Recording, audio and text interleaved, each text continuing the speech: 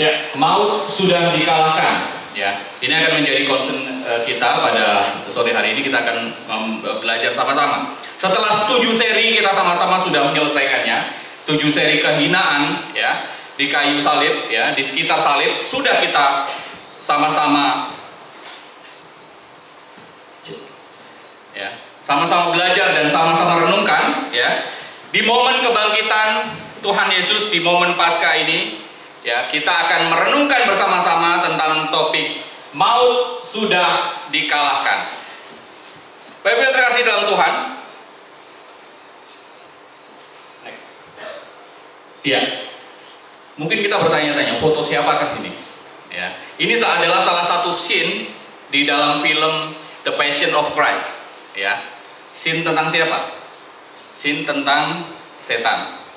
Lihat gambaran, ya, ibu yang menggendongnya atau orang yang menggendongnya di belakang dan gambaran anaknya. Betapa puasnya senyumnya itu. Betapa puasnya dia melihat itu. Apa yang dilihat? Waktu scene ini muncul, yang dilihat adalah Yesus sedang dianiaya. Waktu scene ini muncul, yang dilihat adalah Yesus sedang sengsara, mengalami kehinaan. Betapa bahagianya dia melihat Yesus. Betapa sukacitanya Satan ini melihat bagaimana Yesus dianiaya. Yesus seperti terhina dan dikalahkan, ya. Yesus dilemahkan, kuasanya dihancurkan, ya. Seolah menunjukkan bahwa sang juru selamat itu nyatanya tidak berdaya. Masa tidak bisa menyelamatkan dirinya sendiri? Benarkah di kehinaan Kristus itu menunjukkan kekalahan? Next. Bapak Ibu, ini scene yang kedua.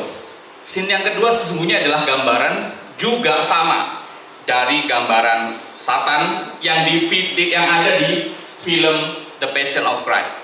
Ya, gambaran itu kecil-kecil, scene-nya itu sedikit-sedikit sekali. Kalau kita tidak teliti mungkin akan tidak terlihat scene-scene ini.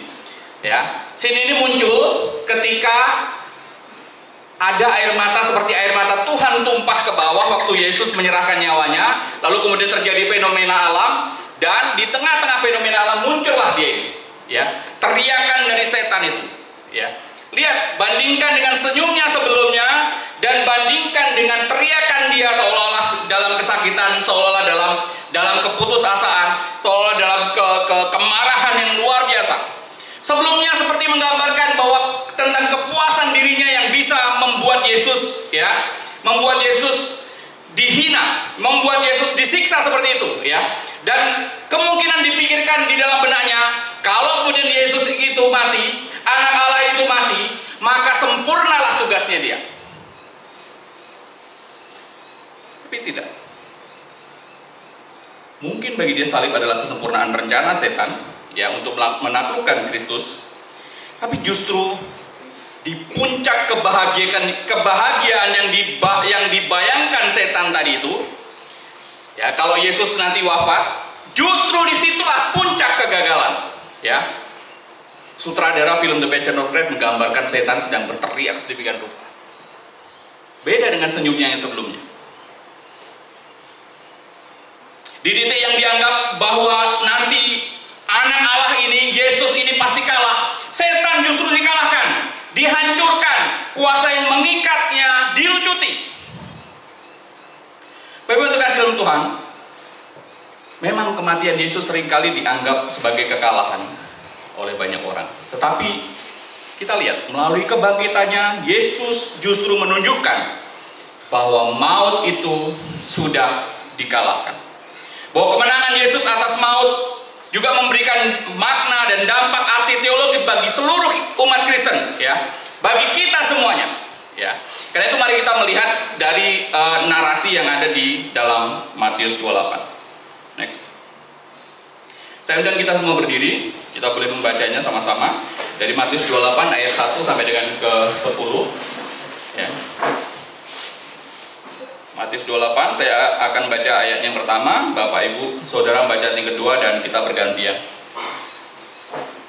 Demikian firman Tuhan. Setelah hari Sabat lewat, menjelang menyingsingnya fajar, pada hari pertama minggu itu, pergilah Maria Magdalena dan Maria yang lain menengok kubur itu.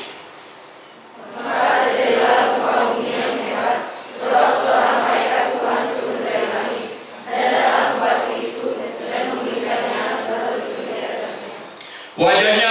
kilat dan pakaiannya putih bagaikan salju. Dan berjalan-jalan itu berkata ketakutan dan menjadi seperti orang-orang mati. Akan tetapi malaikat itu berkata kepada perempuan-perempuan itu, "Janganlah kamu takut, sebab aku tahu kamu mencari Yesus yang disalibkan itu.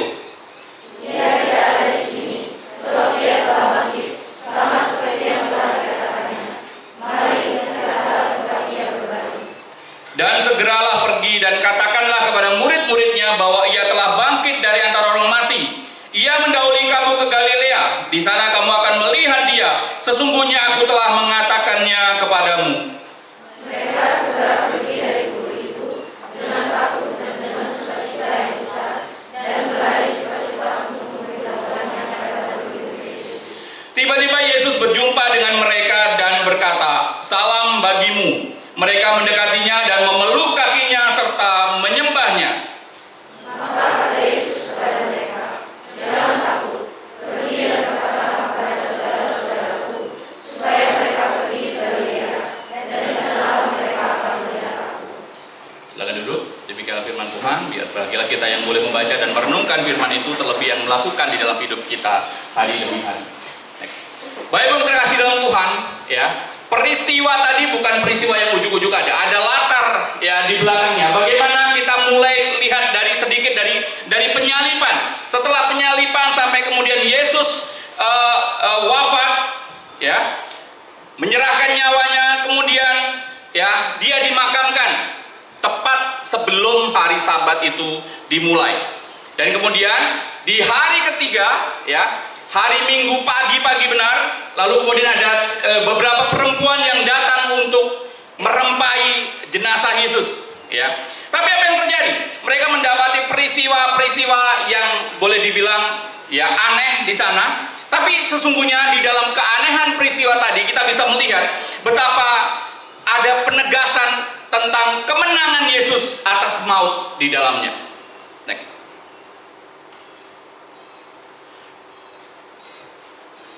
Bapak Ibu, memang tidak mudah kita memahami kalau kemudian Yesus yang mati itu ya akan hidup lagi. Tidak mudah memahami yang Yesus yang sebelumnya dihina seperti itu, lalu kemudian tampil menjadi orang yang menjadi juru selamat seperti dibayangkan, seperti digambarkan dan dijanjikan sebelumnya. Tidak mudah membayangkan ya, apalagi percaya bahwa Yesus yang kemarin digantung di tiang salib itu akan kemudian bangkit pada hari yang ketiga. Karena itu untuk menjelaskan hal demikian, ya Tuhan begitu merancang luar biasa dengan berbagai penegasan yang akan kita simak satu persatu. Dengan cara apa dan kenapa harus seperti itu? Yang penegasan yang pertama adalah bahwa Tuhan menunjukkan dengan fenomena alam yang spektakuler, yang luar biasa, ya. Lihat kalau kita baca tadi itu terjadi gempa bumi yang luar biasa hebat. Ini bukan fenomena alam, terjadi gempa bumi karena dorongan vulkanis atau terjadi karena gesekan tektonis, bukan seperti itu. Tapi fenomena alam ini terjadi karena fenomena spiritual, ya, bukan betul-betul fenomena alam, ya. Terjadi gempa bumi karena ada di dalam yang kita baca tadi ada satu malaikat turun, ya, satu malaikat turun dari langit lalu kemudian datang dan menggulingkan batu penutup kubur Yesus, ya. Digambarkan wajahnya sangat menyilaukan, ya, digambarkan menakutkan bagaikan ada kilat-kilat di wajahnya, pakaiannya putih bersih menyilaukan, ya. Dan Bapak Ibu, kalau kemudian fenomena ini ada di depan mata kita, maka kita pun juga akan takut, kita pun akan gemetar, kita pun akan gentar menghadapinya. Dan itulah yang dirasakan orang-orang yang ada pada waktu itu. Ingat, yang ada pada waktu itu bukan hanya para perempuan yang datang, tapi sebelumnya ada orang-orang yang menjaga kubur Yesus. Jadi ada peristiwa itu lalu kemudian disaksikan oleh banyak orang, ya. Inilah mengapa kalau kemudian ada orang bilang, mayat Yesus itu kan dicurian muridnya sendiri. Mayat Yesus itu bisa disembunyikan muridnya sendiri. Tidak, ada banyak saksi. Walaupun di tempat lain kita nanti akan menemukan bahwa ahli Taurat merancang sedemikian rupa untuk memberikan memberikan provokasi bahwa Yesus itu tidak bangkit, tapi mayatnya dicuri oleh murid-muridnya.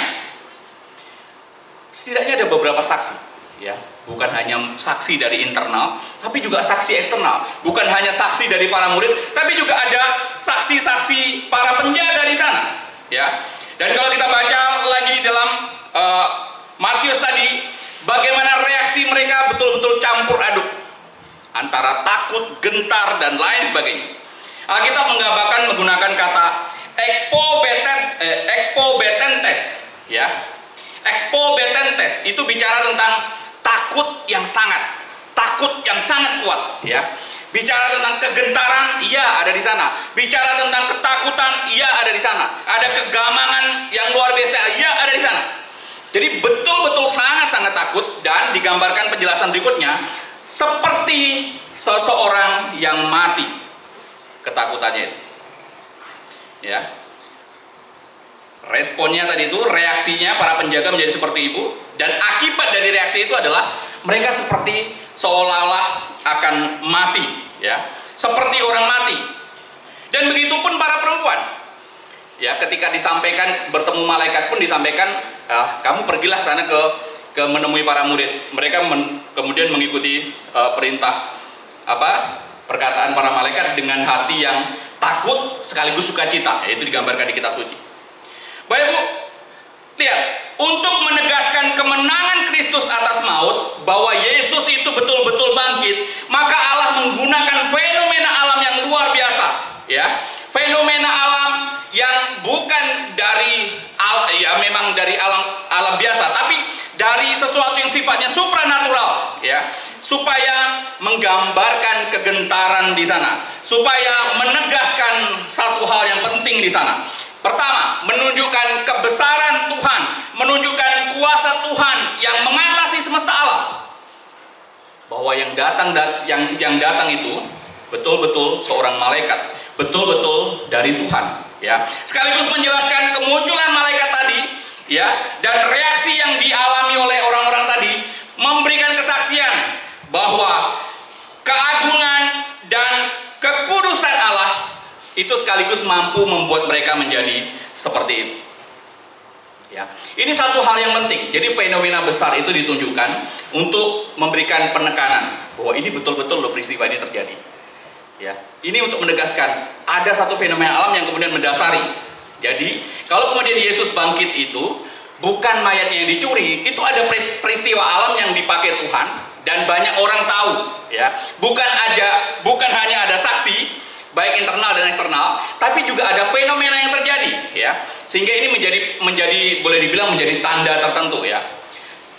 Kalau kami di Jawa ini biasanya dulu jarang menghafalkan tanggal lahir, tahun lahir, ya. Tahun lahir biasanya ditandai dengan fenomena alam, ya.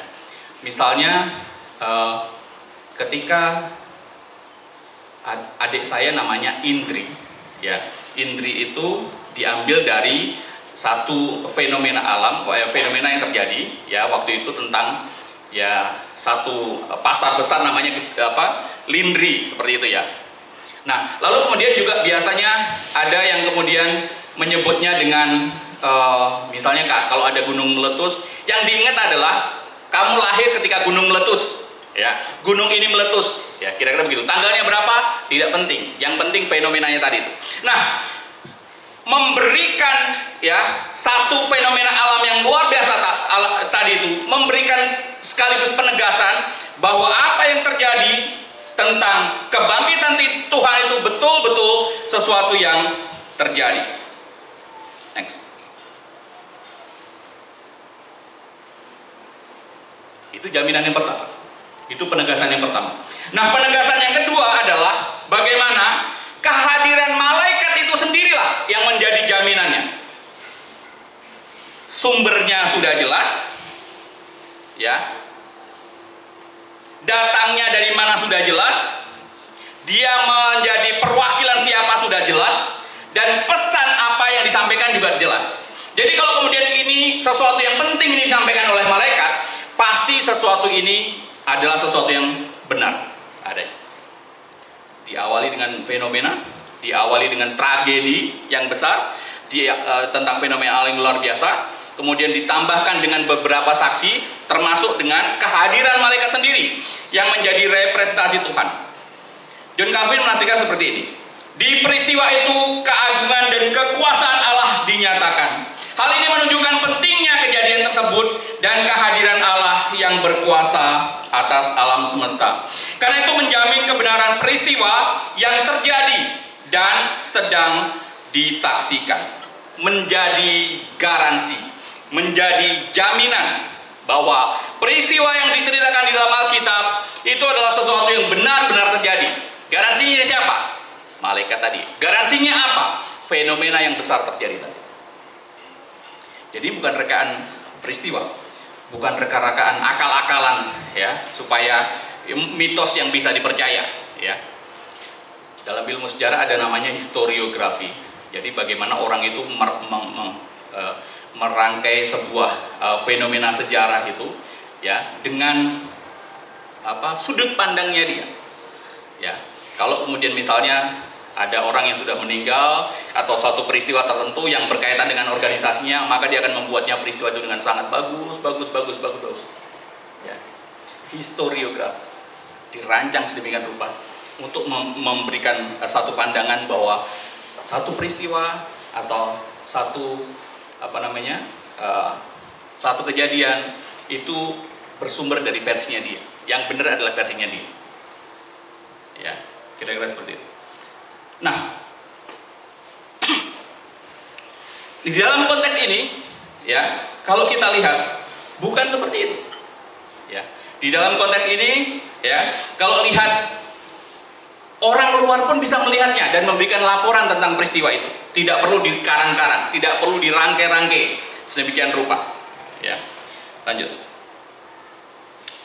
Bukan hanya dengan penegasan dari fenomena, bukan hanya keberadaan malaikat, tapi Tuhan pun juga memakai tanda ya tentang tempat untuk menegaskan kemenangan Kristus atau maut atas maut. Maka Allah juga menggunakan tempat sebagai tanda ya. Tempat apa? Kubur yang kosong, ada tandanya, pintu itu terbuka ya. Bagaimana bisa terbuka? Tadi ada gempa. Bagaimana bisa terbuka? Kan ada dijaga.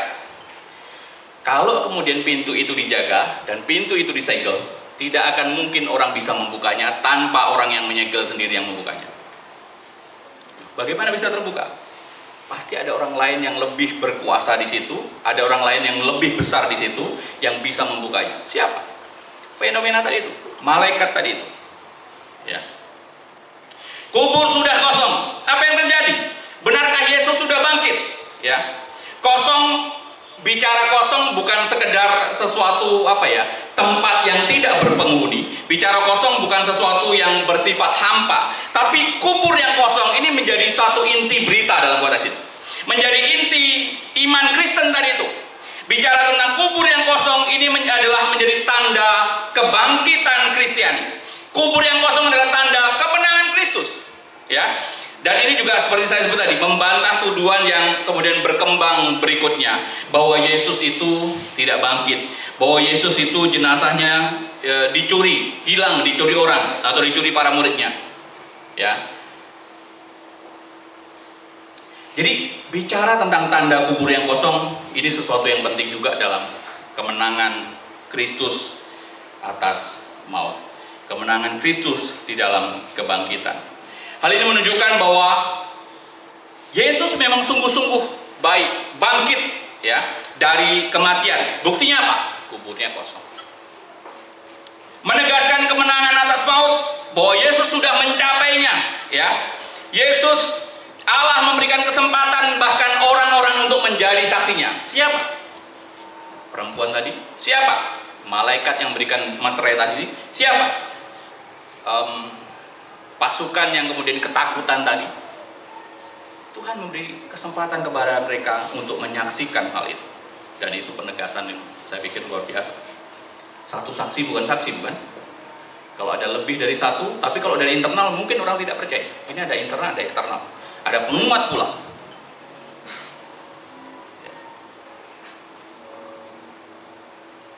Next. Tapi tidak berhenti tidak berhenti kepada kehadiran malaikat, tidak berhenti pada fenomena alam semesta, tidak berhenti kepada ada tanda yang terbuka, ya, kubur yang terbuka, yang kosong, tapi juga malaikat sendiri pun menyatakan. Malaikat sendiri pun menyatakannya. Untuk menjelaskan kemenangan Kristus atas maut, bahkan Tuhan sendiri pun memakai malaikat untuk menyatakan hal itu. Secara verbal, secara jelas menyatakannya. Bukan hanya sekedar tanda tadi, tapi secara jelas. Ya, ayat 7 menjelaskan begini. Dan segeralah pergi dan katakanlah kepada murid-muridnya bahwa ia telah bangkit dari antara orang mati. Ia mendahului kamu ke Galilea. Di sana kamu akan melihat dia, sesungguhnya aku telah mengatakannya kepadamu. Malaikat menyampaikan kabar tentang Kristus telah bangkit dari antara orang mati. Malaikat mengabarkan bahwa Yesus akan mendahului mereka ke Galilea seperti yang sudah dijanjikannya. Malaikat juga berpesan bahwa pesan kemenangan atau kebangkitan itu harus disampaikan kepada murid-muridnya. Jelas dikatakan secara verbal. Bapak Ibu yang terkasih, sesungguhnya kabar yang disampaikan oleh malaikat tadi itu adalah kabar yang kemudian menggambarkan, ya, menunjukkan satu kemenangan yang luar biasa. Kemenangan Kristus dalam kebangkitan itu atas dosa yang sebelumnya ditanggungnya, meskipun dia tidak sekalipun melakukan. Kemenangan atas kematian yang kemudian menjadi akibat dosa yang harusnya, ya, manusia yang menanggungnya.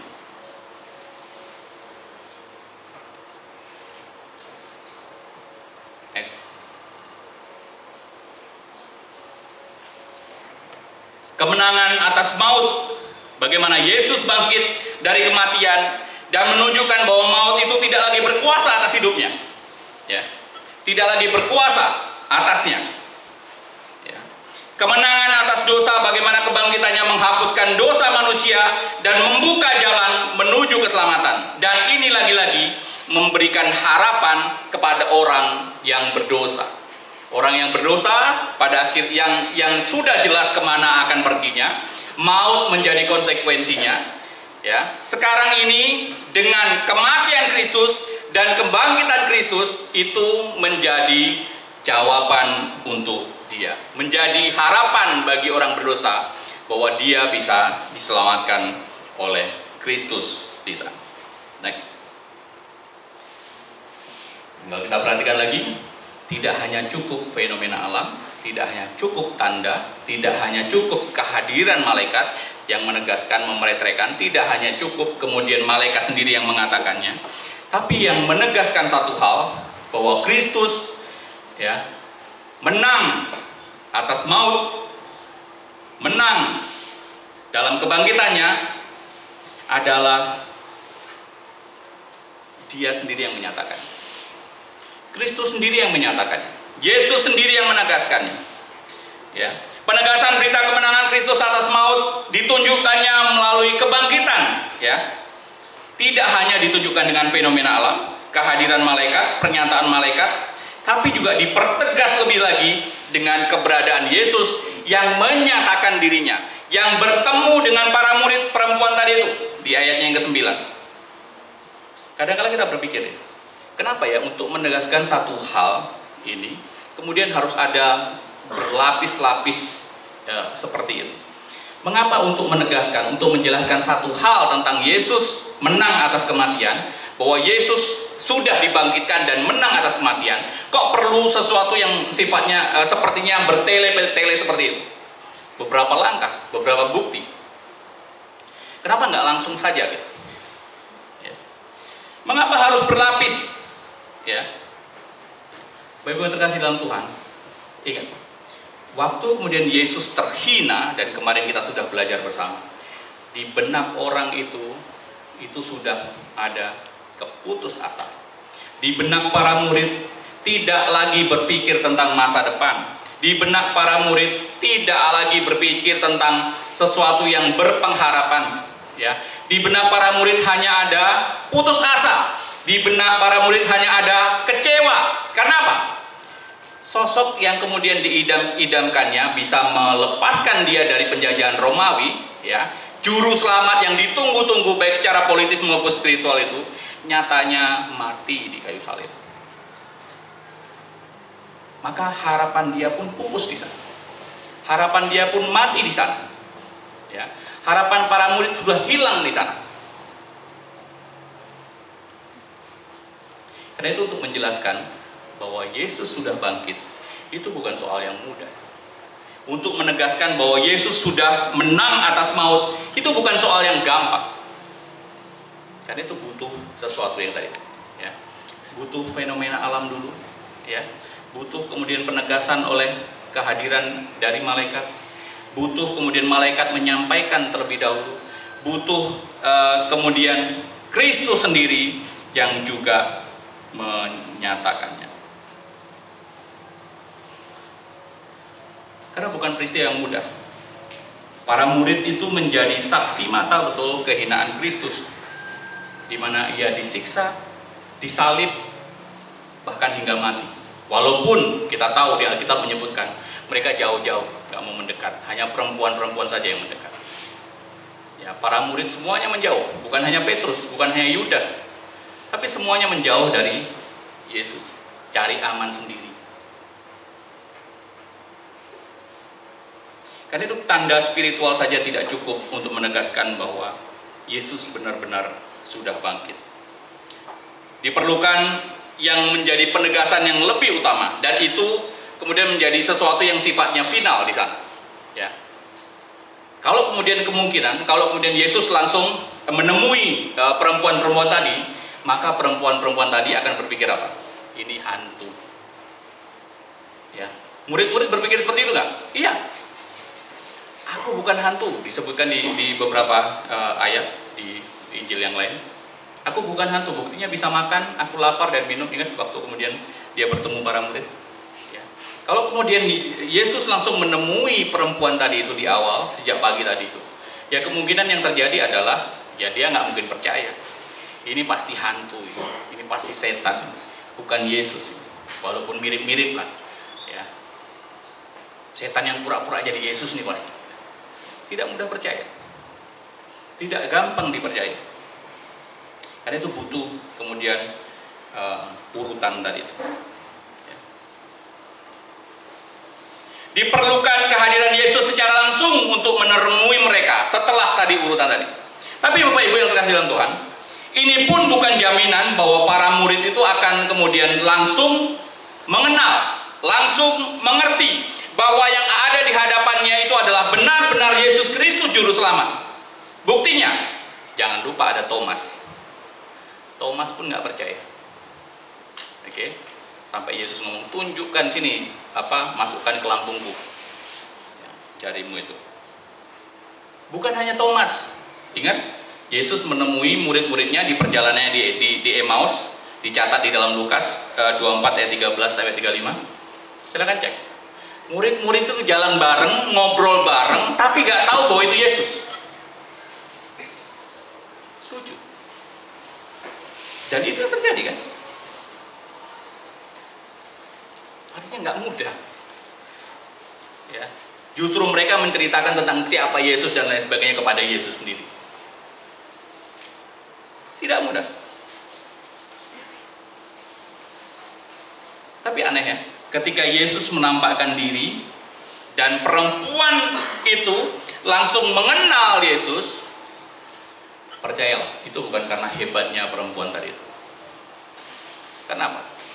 Karena Tuhan yang menyatakan diri dan Tuhan memberikan anugerah untuk membukakan matanya supaya mengenal dia. Kalau tidak, nggak mungkin mengenal. Buktinya siapa? Thomas. Buktinya siapa? Di Emmaus. Buktinya siapa? Orang yang murid-murid yang menyangka bahwa dia itu hantu. Sama saja kan? Karena itu waktu orang boleh melihat dan mengenal bahwa itu Yesus, itu pun karena anugerah Tuhan yang luar biasa. Yesus menampakkan diri kepada perempuan-perempuan yang sedang dalam perjalanan, ya. Mereka menyembah Yesus dan memegang kakinya, dan Yesus juga memberikan salam kepada mereka untuk menguatkan iman mereka. Bapak Ibu, karena itu kalau kemudian hari ini kita bisa memiliki hubungan yang baik dengan Tuhan, mengenal secara pribadi dengan Tuhan, ya, sesungguhnya itu bukan karena luar biasa hebatnya kamu, bukan luar hebatnya kita, tapi karena Tuhanlah yang memberikan, yang menyatakan kepada kita siapa dirinya. Bukan hanya menyatakan, tapi juga memberikan anugerah yang untuk menjadi landasan supaya kita bisa mengenali. Dia yang memperkenalkan diri, dia yang memberikan kemampuan kepada kita juga untuk meresponi, ya, pengenalan diri tadi. Penting memiliki kepekaan spiritual, mengenal lebih dalam tentang Kristus, ya, secara khusus juga tentang kebangkitan Kristus, yang menyatakan bahwa itu bukan sesuatu yang spekulatif, tapi sesuatu yang didasarkan kepada fakta sejarah yang benar dan ada saksi-saksi mata di sana.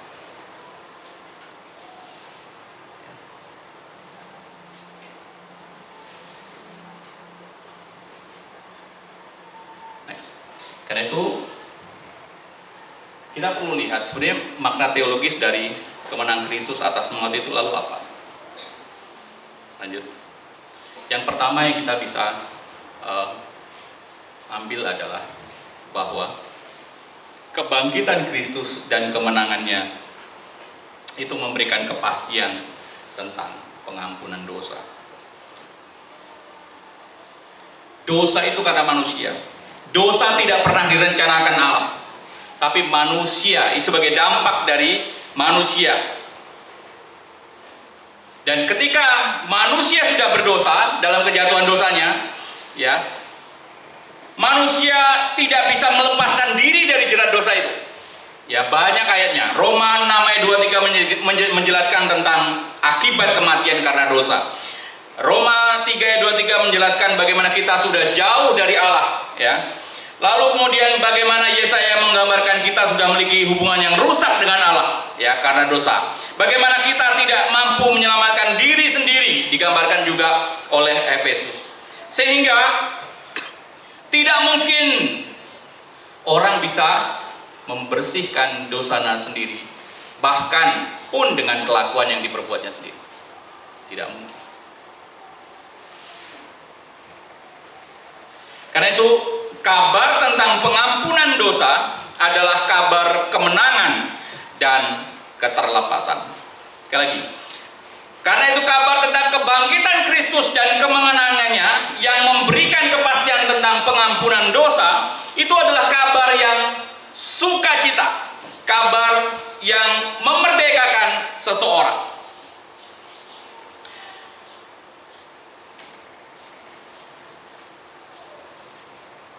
1 Korintus 15 ayat 17 menjelaskan, dan jika Kristus tidak dibangkitkan, maka sia-sialah kepercayaan kamu, dan kamu masih hidup dalam dosa. Kebangkitan Kristus bukan hal yang sepele, ya. Kalau kemudian ada orang menjelaskan Injil sampai titik kematian Kristus, maka sesungguhnya, ya, hidup kita sia-sia. Tanpa ada kebangkitan, ya, hidup kita masih ada di dalam dosa. Karena itu kebangkitan adalah sesuatu yang penting. Kalau Kristus tidak dibangkitkan, maka sia-sia hidup kita dan kita masih hidup di dalam dosa. Karena tidak ada kemenangan di sana. Dengan Kristus dibangkitkan, dengan Kristus bangkit dan mengalahkan maut tadi itu, maka di sanalah kutuk dosa itu dihancurkan. Next. Kebangkitan Kristus dan kemenangannya juga secara teologis memperkuat iman percaya. Lihat pertemuan perempuan dengan Yesus, apa yang mereka lakukan, ya. Ketika Tuhan menyatakan diri kepadanya dan kemudian Tuhan memberikan anugerah kepadanya, respon pertama yang dilakukan adalah menyembah Yesus. Imannya semakin dikuatnya. Bukan hanya dia bisa melihat fenomena alam yang sebelumnya, bukan hanya dia melihat dari malaikat yang menjadi dan mengatakannya, tapi dia bisa menyaksikan sendiri dari Yesus yang menyatakan diri kepadanya. Sehingga hal ini berdampak besar terhadap iman. Loh, bagaimana dengan kita, Pak? Kalau kita nggak bisa melihat Yesus secara langsung, berarti iman kita nggak kuat dong. Bapak terkasih, ada begitu banyak kesaksian yang sering kita dengar. Bagaimana dia bertemu dengan Yesus dan lain sebagainya. Kalau ditanya, Yesus yang mana yang ketemu dengan kamu? Yesus yang ada di foto-foto itu, Pak. Gitu. Ya, Yesus yang itu. Padahal, menurut cerita penulisnya, Yesus yang ada di foto-foto itu adalah orang, modelnya itu sama antara model Yesus yang sempurna itu dengan model Yudas.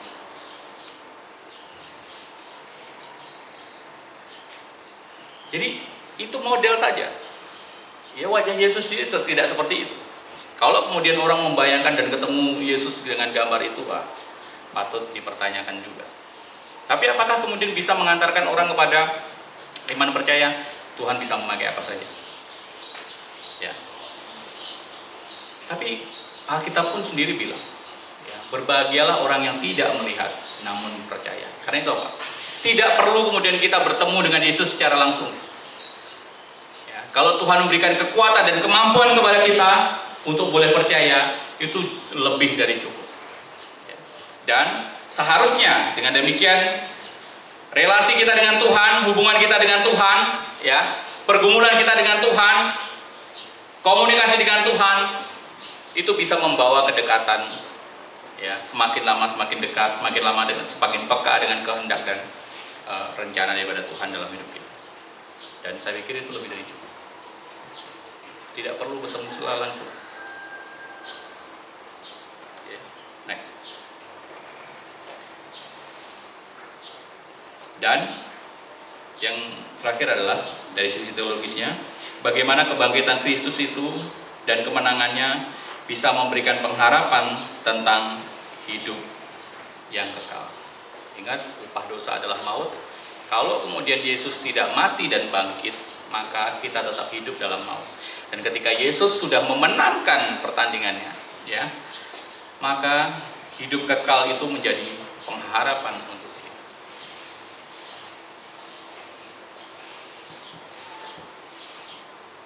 Orang percaya yang juga percaya pada kemenangan Yesus akan memiliki pengharapan dan yang keyakinan tentang kehidupan kekal yang penuh sukacita. Mengakhiri bagian ini, saya akan mengajak kita membuka dari 1 Korintus sebagai aplikasi kita. 1 Korintus 15 ayat 55 sampai dengan 58. Ya. Kita akan membacanya bersama-sama. 1 Korintus 15 ayat 55 sampai dengan 58. Demikian firman Tuhan. 1, 2, 3. Hai maut, di manakah kemenanganmu? Hai maut, di manakah sengatmu? Sengat maut ialah dosa, dan kuasa dosa ialah hukum Taurat. Tetapi syukur kepada Allah yang telah memberikan kepada kita kemenangan oleh Yesus Kristus, Tuhan kita. Karena itu, saudara-saudaraku yang kekasih, berdirilah teguh, janganlah goyah, dan giatlah selalu dalam pekerjaan Tuhan. Sebab kamu tahu bahwa dalam persekutuan dengan Tuhan, jerih payahmu tidak sia-sia. Kiranya ini boleh menjadi aplikasi buat kita dalam menghidupi firman tentang Yesus yang menang, ya, terhadap maut. Berdiri teguh, tetap di dalam iman percaya kita. Janganlah goyah, tidak bergeser ke kiri dan ke kanan. Ya. Tidak coba-coba belajar atau masa bodoh dengan agama atau masa bodoh dengan iman atau firman. Dan giatlah selalu dalam pekerjaan Tuhan. Terjunlah dalam pelayanan. Ya, karena itu sebagai aktualisasi iman kita.